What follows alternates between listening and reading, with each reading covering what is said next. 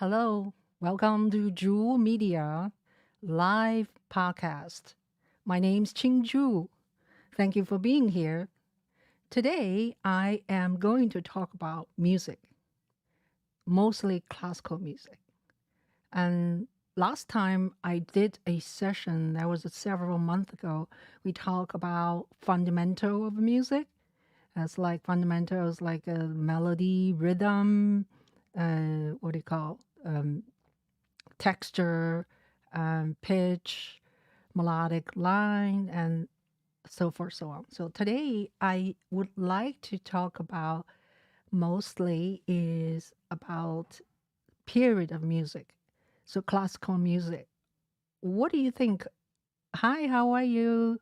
So that is Sue, right? Now, why do we call classical music? Does anyone have an answer? For those of you listening right now, and I encourage you to come to the what do you call YouTube so you can join us. You can write your comments and you can ask questions. So I would say classical music is because it is everlasting type of art, just like classical novel, classical art, classical painting, classical theater, like Shakespeare. And so classical music, no matter what, it will still going on. And this tradition of music making and music writing and music performance will be carried on generations after generations. And sometimes we say classical music is dying. What do you think? And I think classical music is not as popular as pop song, current music like R&B. Uh, People play, pop song, country music, and those are genres, and even jazz music. Jazz music is kind of like a classical music in a pop music sense. A lot of younger people not necessarily appreciate jazz music. Actually, we can talk about jazz music in another session. So, yeah, and let me know if you want me to talk about specific things or specific topic you are interested in.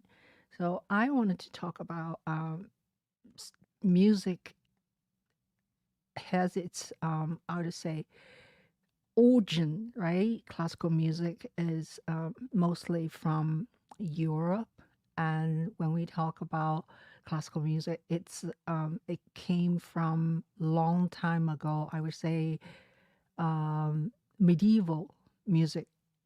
That's about the time it was documented by religious priests or people who are in like monks in the um, where monks stays. What do you call that?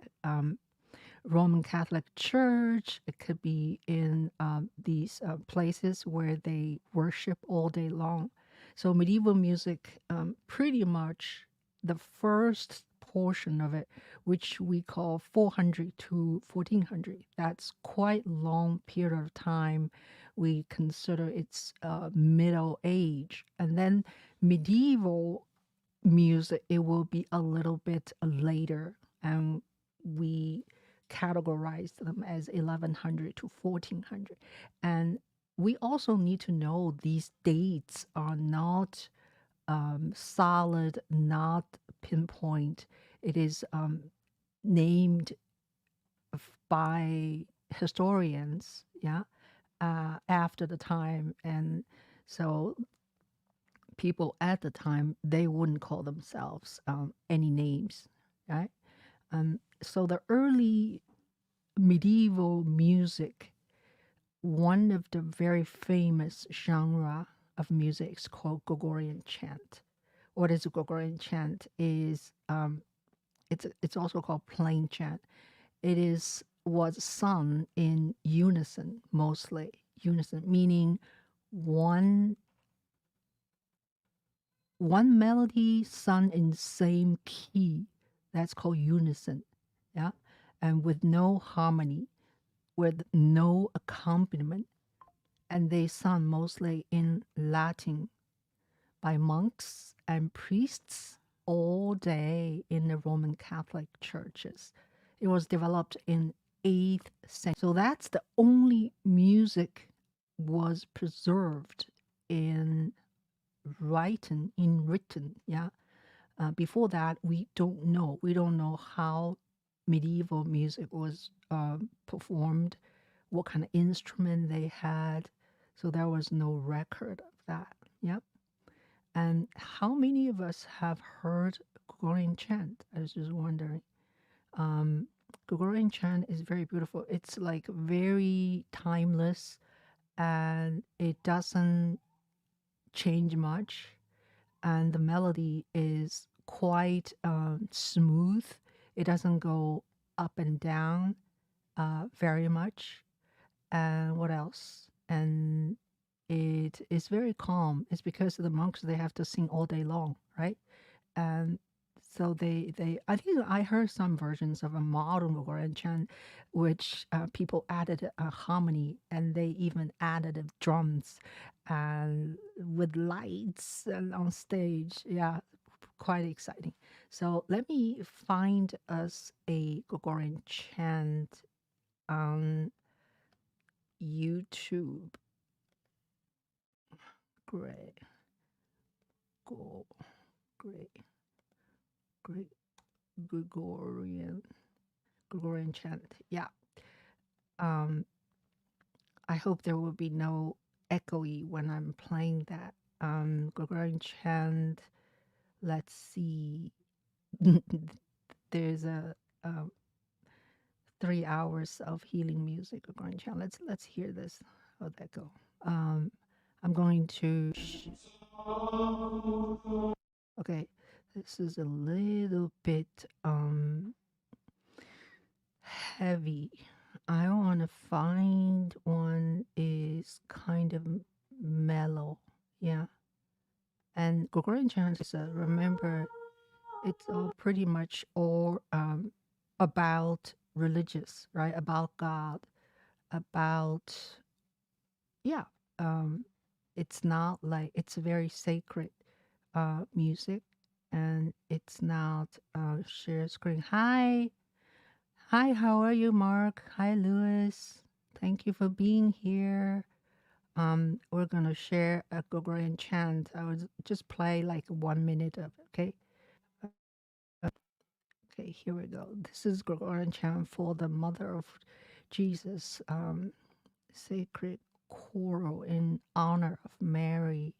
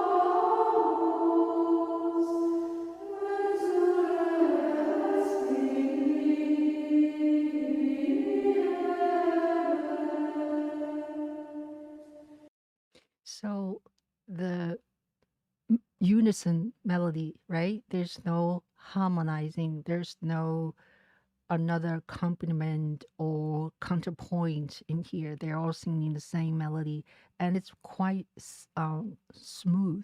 Yeah. Go down. Something like that. Yeah. So it doesn't go really, how to say, jumpy kind of melody. It's very smooth. Hey, Juliana, how are you? And so we're talking about this is a Gregorian chant which represent medieval music. Yeah. And now, so as I said that Gregorian chant has no counterpoint, has no accompaniment, and and sorry, somebody is calling me, and which which um which is mostly at the beginning, I would say. Eventually, it started polyphony, and we talked about polyphony last time. As I talk about classical music, you can go back to check. Um, that was like I was talking to Clubhouse, and then at the same time, I did this YouTube presentation. Some of you were all here, and that video actually got 8.k viewers. So it's very interesting. That also encouraged me to talk about music because it seems like people are interested in music 101.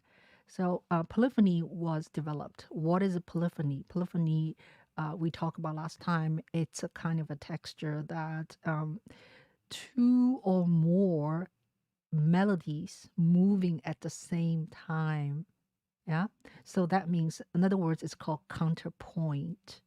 And a lot of times symphonic music has lots of counterpoint, lots of polyphony. So in medieval time, polyphony also was developed. And what country do you think was polyphony was a very, um, I guess, most popular? Does anyone have any input? No? Hold on one second. For a second, I cannot see you. Anybody know what country? Juliana would know. France, Paris was the place where most of the polyphony was composed in 12th and 13th century. So let me emphasize one more time. Medieval time is a period from 1100 to 1400, and Middle Age would be 400 to 1400. So Middle Age is even ahead, earlier than medieval. Medieval is a little later. Now another what do you call genre? Yeah, polyphony would be like consider a type of a song. Yeah, mostly the reason I say song, those days compositions all made for singers, not too much for instrumental. Instrumental music is more like accompaniment. Now, another voice kind of genre is called motet, Motet. Motet was a combination of Gregorian chant and secular music that was sung in the courts, not churches. So, in other words, we starting to during this 1400 to 1600, now secular music started. Secular music is opposite of sacred music, right? Secular music can be dance music, love songs, uh, or I don't know, gaming songs. They sung in the courts, not in the church. Yeah. Now, one place is very popular for written polyphony, music.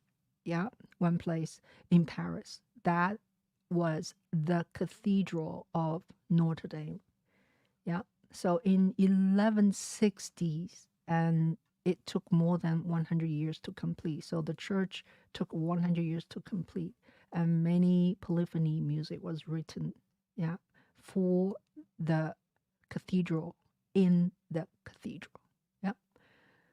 So to tell you a story, I have been in Paris, I believe twice, maybe third time. The second time I went, I got a Airbnb, and I was like, okay, I'm going to stay here for 4 or 5 days. and then another 4 or 5 days I go to a different place because I always worry when I get Airbnb I may not liking it. So I won't stay one place. So this small place I stay was great location. It is right in the center of Paris. I stayed in this attic. It's an attic, very tiny. Yeah, and a big person will be very difficult to sleep kind of underneath this roof. The roof, is very, very, steep. Do you call steep? Yeah. And I stayed there, and it's a very small space, right? But one very interesting view is I look at the window, I turn my head to the left. It's the Cathedral of Notre Dame. Yeah. That was before it was fire, right? Recently years it got fire, and then it has been repaired and went through a lot of a trauma and stuff. And that Airbnb is also very interesting. Downstairs, like it that I was in the attic, and then the downstairs, like second or third floor, I don't remember which floor, is the owner of the space on top, and she is a artist, maybe a writer or something. Actually, she's a filmmaker then. Yeah, yeah. Because I wasn't making film, I was just making videos. So it's very interesting. And the place does not have a toilet. Yeah. But fortunately, I'm used to in China, you have to use this bathroom where you squat. Yeah. So it's a very interesting experience. Yeah. Okay. Um, back to medieval music. Okay, so characteristics of medieval music. There's a couple. Music of liturgical. Liturgical means sacred, right? Music mostly written for God, for worship, and for churches. Yeah, and then secular songs, non-religious music, love songs, dance music also invented. And the third thing is a polyphony music was invented. So it's a big deal to invent polyphony music because it is a more structured, but in a way much more open. Yeah? Musically, it's more interesting than just one sound, one melody from beginning to the end for 8 hours. So that's a little bit,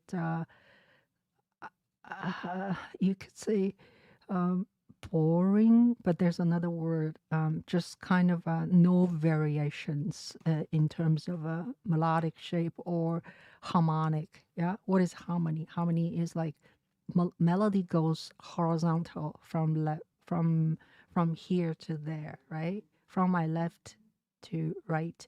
Now, right now, you're looking at me. Maybe I am opposite, but um, harmony is, vertical. Harmony is like when we shoot our Instagram, that's vertical, and horizontal is for video or film in movies or in TV shows, right? So yeah, so harmony is very important, and now polyphony is kind of like harmony. Um, yeah, you can call it harmony, but it's kind of edge of harmony, and also because harmony is supposed to be accompaniment, right? Polyphony means two melodies, individual melodies moving at the same time, or one, it's like row, row, row your boat gently down, and then you start to, after I sing row, row, row your boat, and you come in, and that is polyphony because you have your own melody, I have my own melody, and you are not accompany me. Yeah, I am not accompany you, and we somehow have this individual melody moving at the same time. So that's polyphony. Okay, so anybody have any questions? Hey, Dong, how are you? She remembers. Dong said, "Hi, Ching. I do remember the spot, the squatting bathroom in France too." Yeah, yeah, it's very interesting. It feels like a little primitive, right? But then, in the other hand, squatting bathroom actually is pretty clean, in terms of sharing the surface of the ring of the toilet. Okay, so called run, run, right? Yeah, row, row, row your boat. Yeah, and let's move on to Baroque era after. So medieval again from 1100 to 1100 to wait, yeah, 1400. The next era is Renaissance. Yeah, Renaissance. And Renaissance would be from 1400 to 1600. Now, what is Renaissance? Renaissance means rebirth in French. Yeah, it was a period of re what do you call renew the interest in the culture of ancient Greece and Rome. In other words, people are were not satisfied with their current trend or their current culture. They were hunger for the old, like, culture of Greece, yeah, and culture of old Rome. And that's very interesting because when you think about revolution, usually revolution was or is that people do not like the current government or current situation, current period, and they want to change. They want to move forward, right? Meaning they want to get rid of the old things. They want to go new things. So Renaissance is interesting. They want to go back. Yeah. Now, one of the musical kind of technique used in Renaissance time is called imitation. It's actually imitation is equal polyphony. What is imitation? Um, a composition. It's a composition technique, right? All the music lines present at the same musical phrase, one after another. The strict kind of imitation isn't wrong. So the wrong we were talking about, the polyphony, is also, there's another name, the composition term is called imitation. So you can think about what kind of music you heard in imitation. And I actually heard some like Gregorian chant, people singing in first phrase. Da dee da da dee da da dee da. Da dee da da dee da. And then once they are in the middle of the phrase, maybe two measures, and then another voice come in. So at the same melody, yeah. So that's called imitation. Yeah.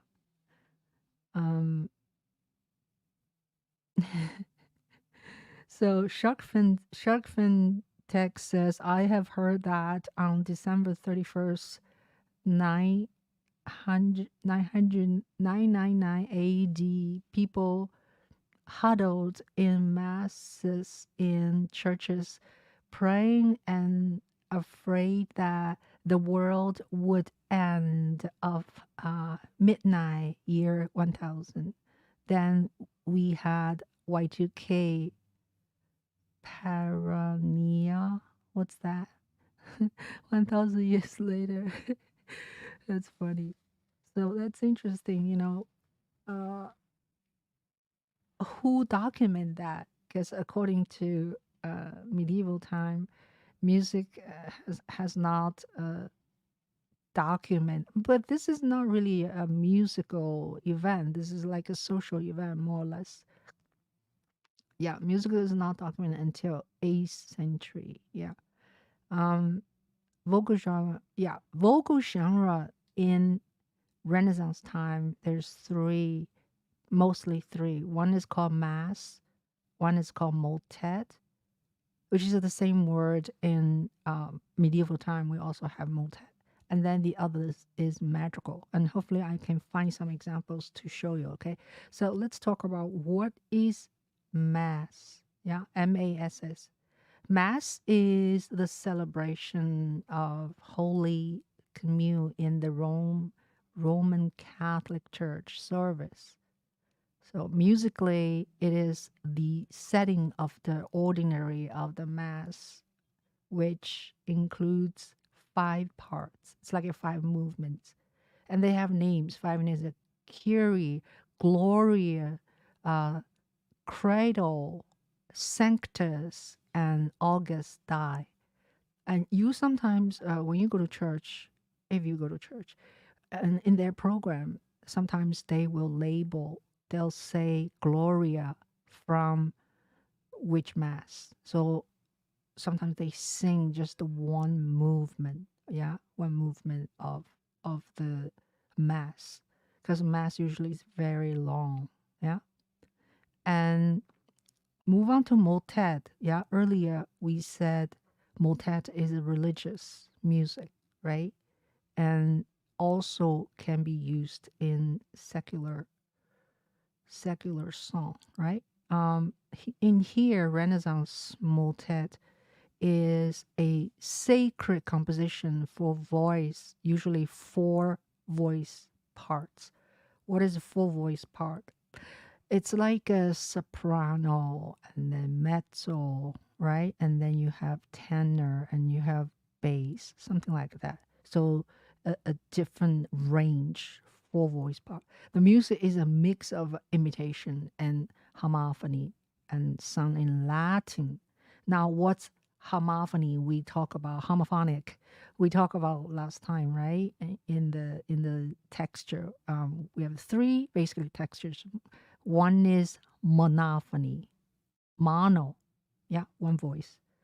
The other is homophony, which in here is a homophonic, same thing. Homophony is that when I sing, I have accompaniment. When I play, there's another accompaniment. So that's making harmonize, yeah. And that's motet, and the music is mix of imitation means mix of polyphony and homophony. So it's kind of a become more interesting. There's more layers now when composers write music and people singing the music, right?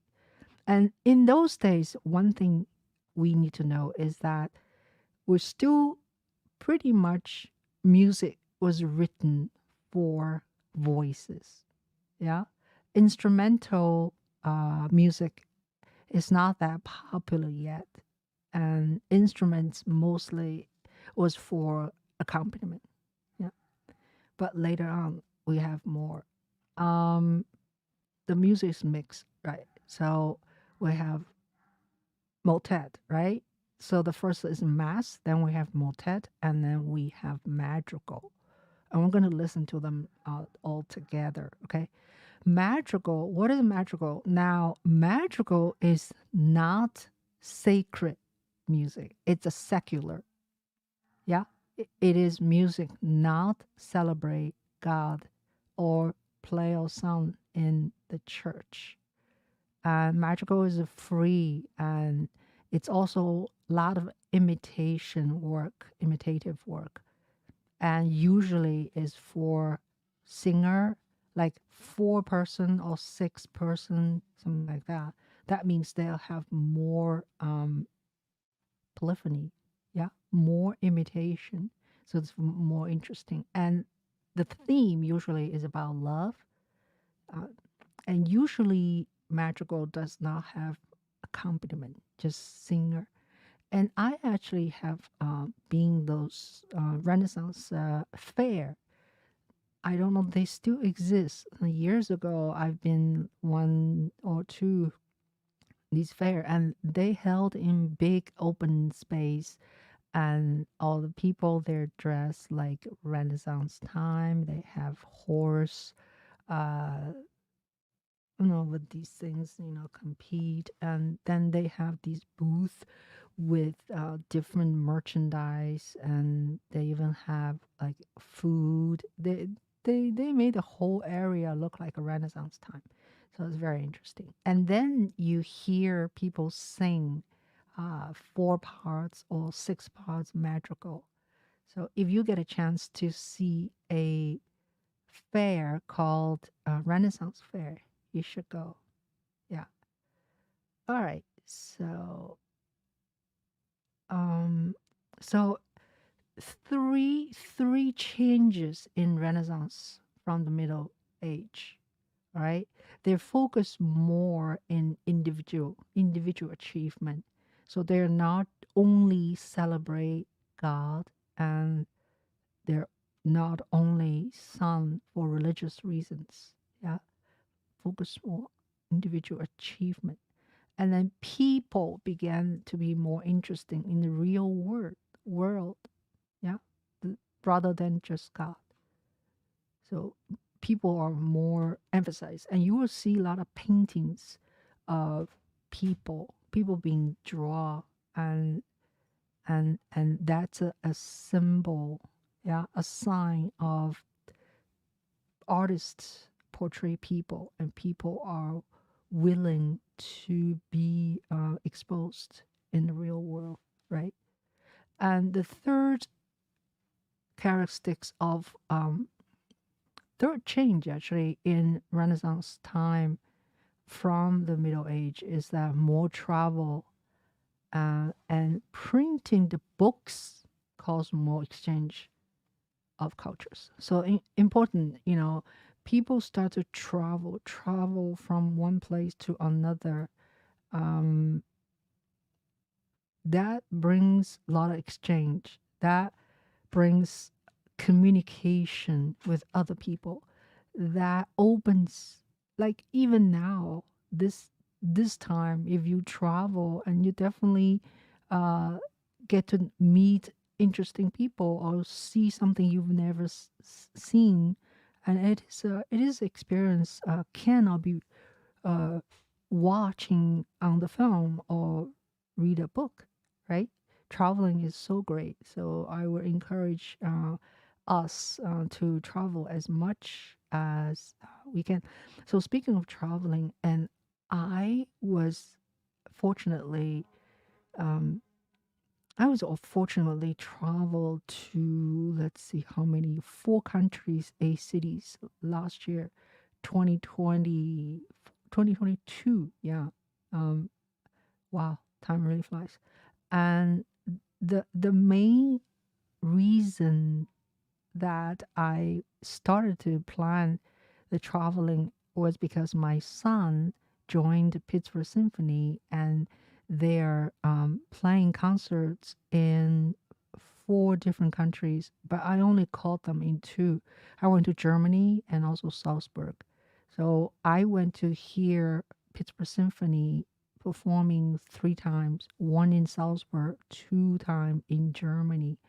And then after that, the Pittsburgh Symphony left Europe, came back to US, and I was invited to a festival, art festival in Greece. So so I had about 10 days of time, free time before I arrived in Greece. So I was like looking at a map, and I don't know where to go. And then I see possibly I can go to Hungary, possibly I can go to Turkey, possibly I can go to what do you call Croatia. So I picked Croatia. So I went to Croatia by myself and stayed in these Airbnb. Sometimes I stay in this really cheap place, like for student. You share a room with other people, but everything is fine. Nothing went wrong. But I've seen so many wonderful people, wonderful place, and go to museum and go to sightseeing, and yeah. So it was, I interviewed a lot of people, and there is one video I made on my channel. It's called "What is Your Name?" Because that's my first thing I say when I meet people. I said, "What is your name?" And so that is my line of meeting people. Oh, this picture is still there. Let me stop this. Okay, so I have no idea because I wasn't looking at this. Sorry about that. So it's very strange. Um, I'm tilted. Uh, and yeah, traveling mm, mm, is if you feel really bad about, if you get depressed or in a bad situation, and I think traveling can really change your mentality, your mood, because you're in a new place, a new country, a new culture, and there's no time to stay inside to be depressed or to do nothing, and you want to get out and do things, right? You want to see things. So some people said change environment is very helpful when you have bad situation. And so anyway, why are we talking about that? Oh yeah. Renaissance time, and it's uh it's one of the things. Traveling is good, and then book. The printing has invented it. Yeah, printing was invented in Renaissance time, and it's a different printing process. I think this printing is a Western, with letters, and Chinese printing is before that. So because printing was invented, so that stimulates the exchange of written literature and the writing, and that's all very, very helpful. Yeah. Okay. So how about listen to some music? Yeah. And I'll do some comparison. Okay. Now, um, we heard Gregorian chant, right? And then let's see, there's a very famous Renaissance choral composer. His name is Giovanni da Palestrina. Yeah, his dates was 1525, 15. He died 1594. Yeah, he was one of the most respected composer. So this is let me find Palestrina. Um, so you'll say, how come I know all these things? Because I taught in a college called St. Joseph's College. I taught there for 15 years, and yeah, so I teach people how to enjoy music. All right, so let's see, Ballerina Sanctus. You can see this sheet music, right? You can see the interesting polyphony goes from one line to another line. Okay, let's see. Okay, once I find it, I go to present, I go to click share, and then I go to Palestrina. Okay, here we go.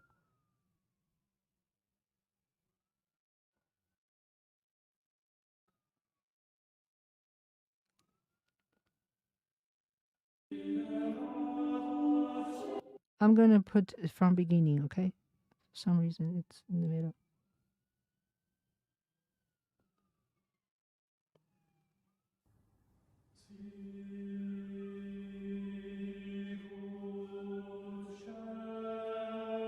This is one of my favorite songs.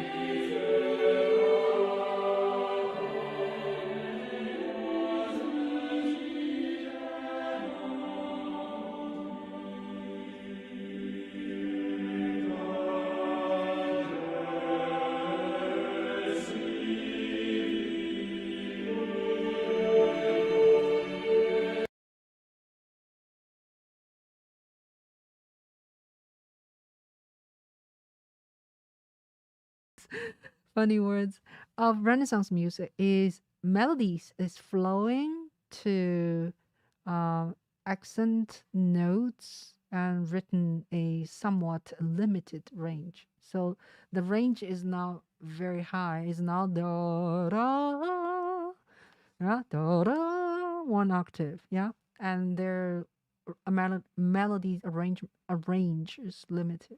Rhythm, steady flow, without a clear sense of beat. Still sounds like similar like a Gregorian chant to me, yeah. And then number three is rhythm, yeah, steady flow without clear direction and texture, mostly polyphony. Okay, yeah.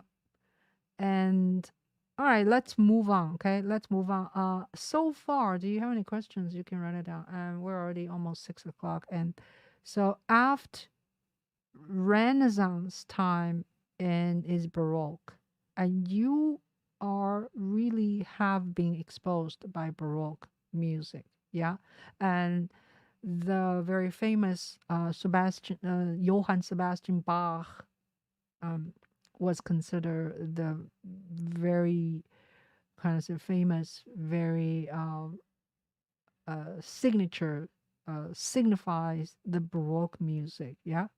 So Baroque, it's the period of European music from about 1600 to 1750.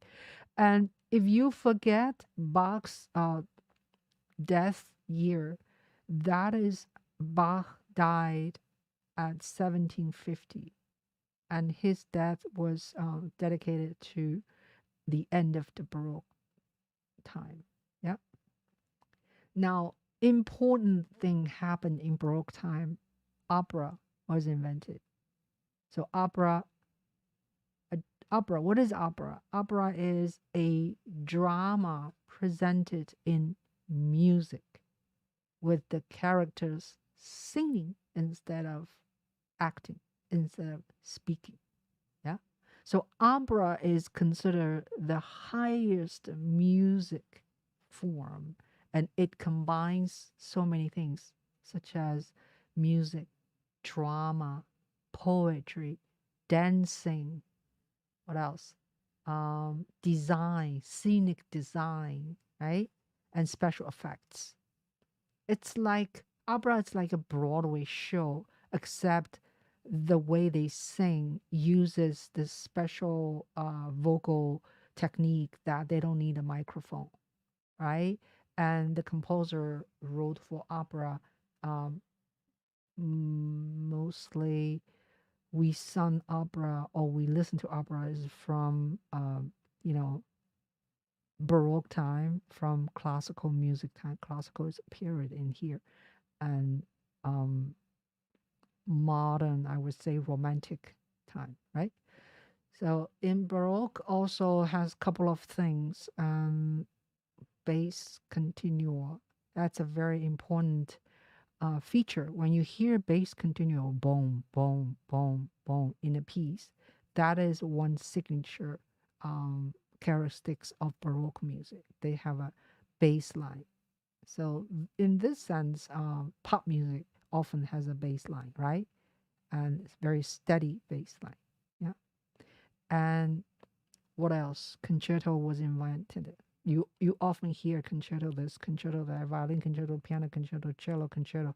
What is a concerto? Concerto means the piece written for orchestra with a soloist or group of soloists play with the orchestra. So it's a symphonic music.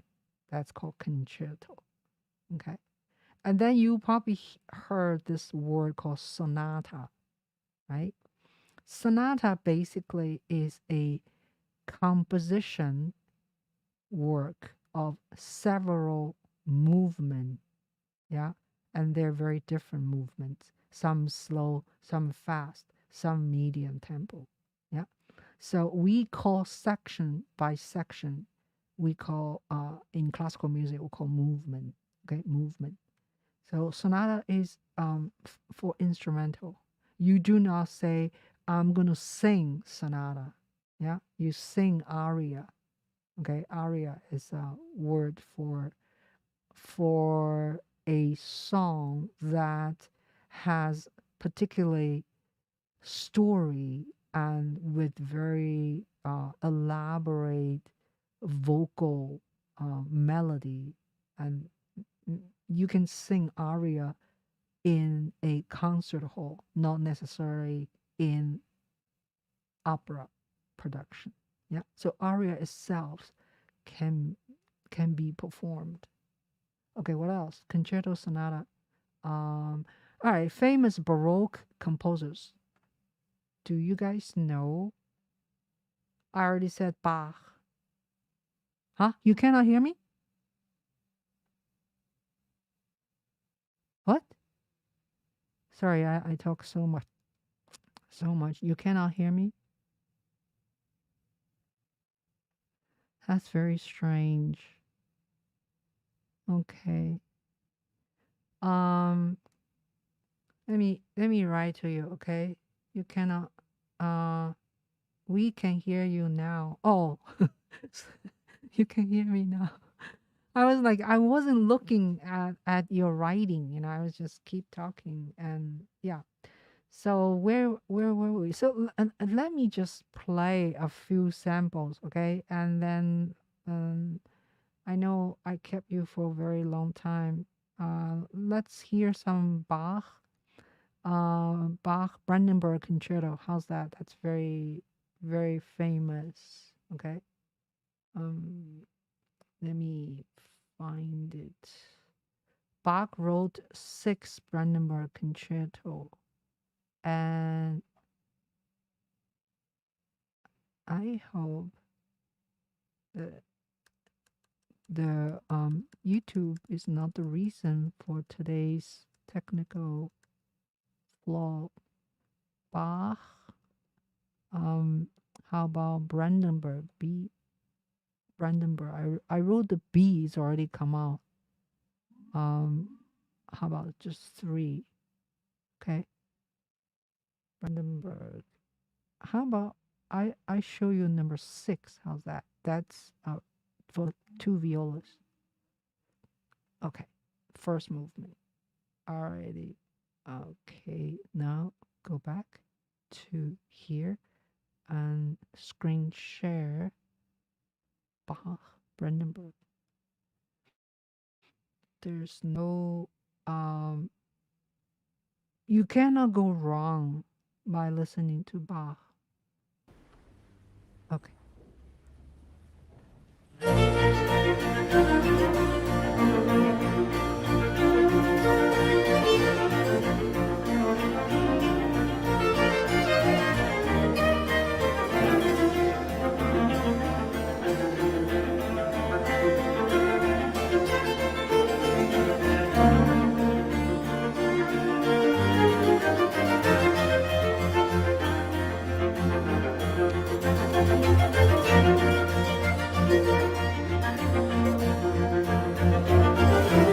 These are period music, Baroque music instruments.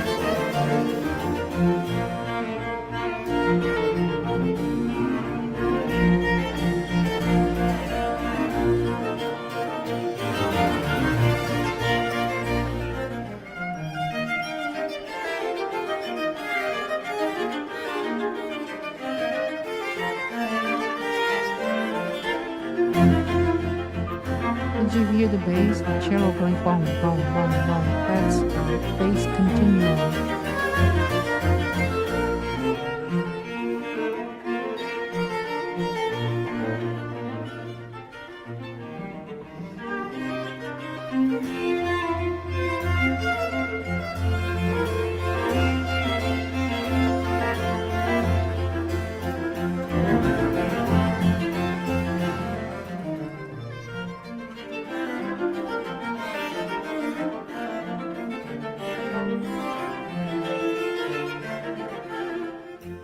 Okay, all right. Thank you for being with me, and I'm gonna close this. And yeah, thank you for writing. Thank you. Yeah.